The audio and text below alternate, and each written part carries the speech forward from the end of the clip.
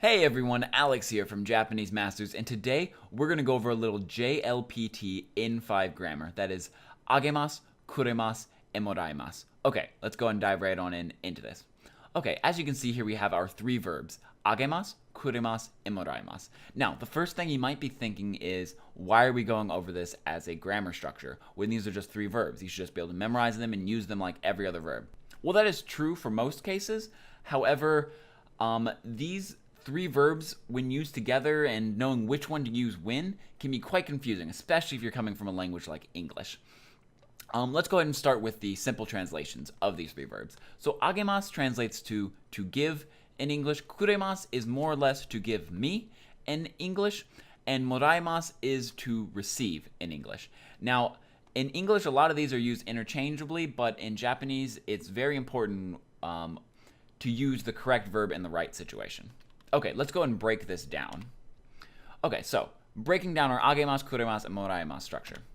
So first we have agemasu. This is to give. It is the standard verb when someone is giving something to someone else. Then we have kuremasu. This is to give me. This one is a confusing one. It's more or less a humble way to say that something was given to you. So you would not say that something was given to you using the verb agemasu. That is considered rude. You have to use kuremasu to say it is given to me. Now, the reason I said before that this is more or less to give me is because kuremasu can also be used towards family members. If you don't know, generally in Japanese, your family members are not talked to very honorifically when you're talking to other people. So within the family, you might have different honorific levels you use for different family members, but outside of the family, when you refer to your own dad, your own mom, you don't use the honorific terms for them usually. You usually use lesser, more intimate forms. Same goes with here. So when you're saying that something is giving to yourself, you're being humble, you're not showing you're showing respect to the other person that gave it to you. Same with your family member. Your family member is on the same level as you. They are also down where they need to be humble. So if you said that John gave something to your little sister, you'd use kuremasu. You would not use agemasu. We'll go into that in more depth in a second. Then our last verb is moraimasu. This one just simply means to receive. That is all this one really means. It's just to state that someone received something. So I received money from the bank. I received X from Y, basically. Now, when the action is actually physically happening, that's when you use agemasu and kuremasu. Moraimasu doesn't really have a politeness or a not politeness. It's just more or less shows the state of the situation. Okay, let's go ahead and go through a couple of situations so you know exactly when to use each verb where. Okay, so in the first one, we have John, who's going to be giving Momoka a birthday card. Now, this is the standard to give situation. This is when someone is giving someone else something. Over here, the person who's receiving the object is neither yourself nor any of your family members. So you do not need to use kuremasu. You just use agemasu. And if you can notice, after John and after Momoka, these are the proper particles to use. So John, the person who is giving the object, is going to have the wa particle, and the person who is receiving the object is going to have the ni particle. This follows pretty standard particle rules, as in ni is going to be the purpose or direction. So where is the birthday card heading to? It's heading towards Momoka. So it's going to have the ni after her name. Okay, our next situation is where we have the same person as before, John, but this time he is giving myself. He's giving me a birthday card. So in this situation, we cannot use agemasu anymore because the object is going to either me or a family member. So that means we have to use kuremasu. Now, if you notice, the particles are yet again the same. So John is going to be the person giving. I'm going to be the person receiving, so I can get the ni particle. However, in most sentences, kuremasu here actually implies that it's going to be given to you or a family member. But if you just omit this section completely, then it's implied that it's going to be given to you. So you could just have John wa something something o kuremasu. You don't have to put watashi ni, boku ni, ore ni, anything like that, because it's implied with the verb that it's going to be given to yourself. If you want to talk about a family member, then you have to put that family member and then ni after it. Okay, our next situation is exactly what I was talking about, where it's not yourself here, but it is a family member. So you still have to use kuremasu. So yet again, the particles remain the same. The giver has the wa, the receiver has the ni, but the verb choice is kuremasu because it is you or a family member. Okay, in our next situation, it was where things can get kind of confusing, or even more confusing than knowing when to use agemasu and kuremasu. If you notice here, it's still the same thing. Momoka is going to be receiving a birthday card from John. However, if you notice when you're using moraimasu, the particles switch places. So Momoka now gets wa, and John gets ni. Now, I could probably go into some long discussion about how ni works here because it's still the purpose or the direction, but honestly, I would say just memorize this, that when you're using moraimasu, switch the two particles. Because I have had it explained to me why ni works here, and personally, I feel like it just confuses me even more. Because you're thinking, okay, John gets a ni here, it makes sense. But then you go up here and you're thinking, well, now John gets the wa particle. That makes sense too. And then over time, your brain's just going to start twisting the two up. So just remember the basic fact. With moraimasu, switch the particles. Or to make things even easier, if you're creating a sentence, kara can be used instead of ni, which actually this one fits the particle correctly because kara usually means from. So from John, Momoka received the birthday card. Now, one interesting thing to note is that in this situation where we have John, ni and kara are both interchangeable. You can use either and the sentence makes complete sense. However, if this is an organization or usually anything more than one person, so if it's an entity, a group, or something like that, then you have to use kara. You can't use ni anymore. Just remember that the most important things here are that when choosing between agemasu and kuremasu, just know who the person is receiving. If it's you or a family member, use kuremasu. If it's just X to Y, one person to another person, use agemasu. And if you just want to say that you receive something from someone, then you can use moraimasu and just remember to switch the particles. Okay, we have one last situation here. That is the same thing, except now you are receiving it yourself. So I am receiving the birthday card. I just wanted to put this example in here to show that you do not need to use kuremasu here if you're using moraimasu. You can say, I received a birthday card from John, and it's not impolite as long as you use moraimasu. But yet again, remember, if you notice, the particles are exactly opposite of what they are here. So remember to make that switch if you're using moraimasu. Okay, let's go ahead and go on to one more topic with agemasu, kuremasu, and moraimasu. And this can be a little bit confusing. So, with agemasu, kuremasu, and moraimasu, you don't actually have to say that a physical object is being given. What you can actually say is that you are doing a favor for someone. So when you use agemasu, kuremasu, moraimasu, you can attach it to a verb to imply that you're doing that verb as a favor for someone. So this example right here would be John is giving a helping hand, helping out Momoka. So you'd say tetsudate agemasu. You could just say tetsudao or tetsudaimasu. You could just say that they're helping them. But this makes you sound a little more natural, a little more fluent. They're not just helping them. They're doing them a favor with this. So the first one, just tetsudaimasu, if you just had this without the agemasu here, that is more or less a little more neutral, not as much emotionally charged. While this one, you're showing that John really helped out Momoka in that situation. And just a quick note that the verb, whatever verb you're using, has to be in te form before one of these three giving and receiving verbs.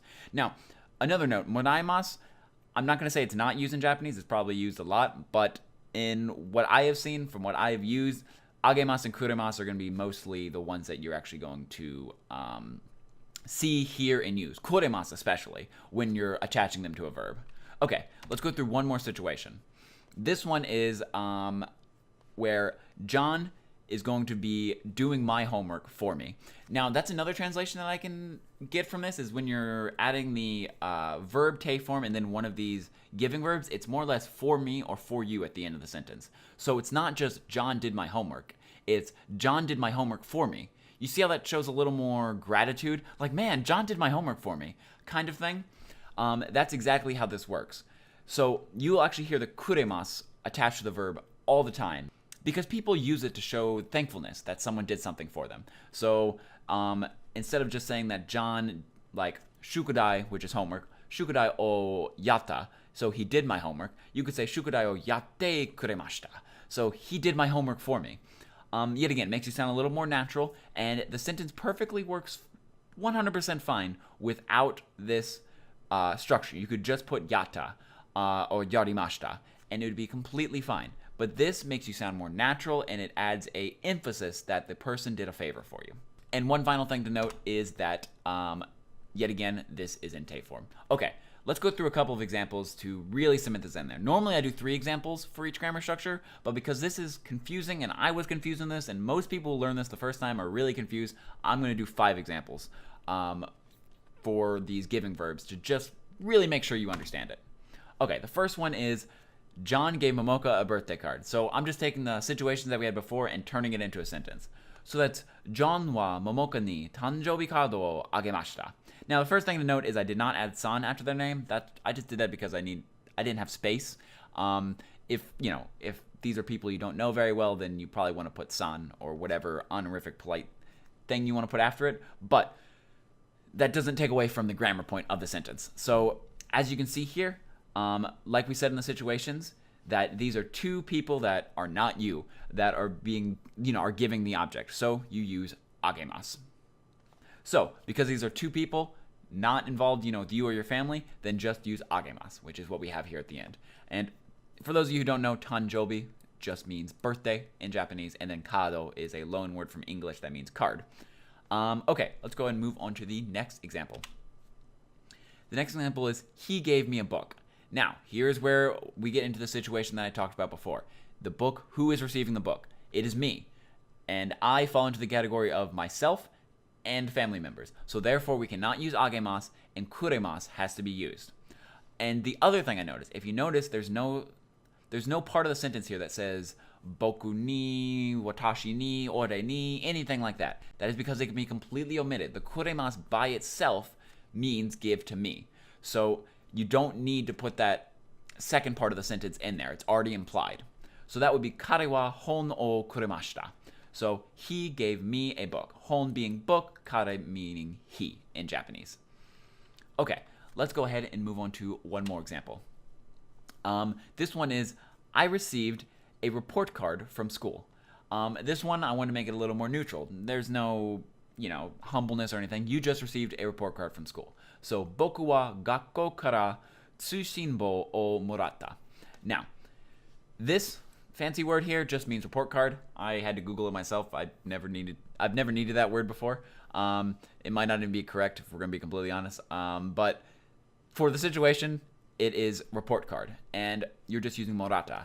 Now, remember, even though I'm the one receiving it, because we're using moraimasu, we have to flip the particles. So the ni that would normally be put after boku becomes wa, and then now we have gakko, which here you could either put the ni or you could put the kara. However, because school is an organization, kara is probably going to be grammatically correct in this situation. That's what I would use. If this was a single person, then we could use ni, but it is an organization, so we're using kara. Okay, let's go ahead and move on to another example. This one is, the teacher gave my dad some milk. I know, very strange sentence. It's just something I came up with off the top of my head. So, sensei wa chichi ni gyunu o kuremashita. Now, yet again, here's where we get into the situation. Who is receiving the object? Who's receiving it? Is it me? No. Is it a family member? Yes. So therefore, we cannot use agemasu anymore. We have to use kuremasu. And chichi is going to be father in Japanese. Like I said before, usually when you're talking about your father to other people, you're going to use the less polite form of it. Now, not to say that you won't hear people call their own dad Otol-san or, whatever, or Oka-san for their mom. But generally, this is the basic Japanese structure of what you're supposed to do. So the sensei, the teacher, and then because my dad is receiving it, he gets the ni particle, he has the wa particle. Normal structure. We don't need to flip it because we're not using moraimasu. And then gyunu means milk in Japanese. And then, yet again, received or give me or gave him. Okay, let's go ahead and move on to our final example. Okay, so our final example is, he fixed my bike for me. Now, here's where I was talking about how when you add this little part on the end, it's kind of like adding for me. It adds a little more to the sentence, really emphasizing that this person did a favor for you. So it's, kare wa boku no jitensha o suri shite kuremashita. So, Here is our verb. Shuri means to repair. It is a group 3 verb, which means that you have to put the suru after it. So I put that into te form, and then it added kuremashita. If I had just put this into the sentence right here and just put shuri shita or shuri shimashita, something like that, then it would literally just be he fixed my bike. There's no emotion there. There's no, emotional attachment to it. This really shows that he did the favor for you. He fixed it for me. Then we have boku no jutensha, which is just my bike. And then kare, which is he again. And then if you notice, yet again, I did not put the watashi ni, boku ni, ore ni anywhere in this sentence because it is implied with the kuremasu.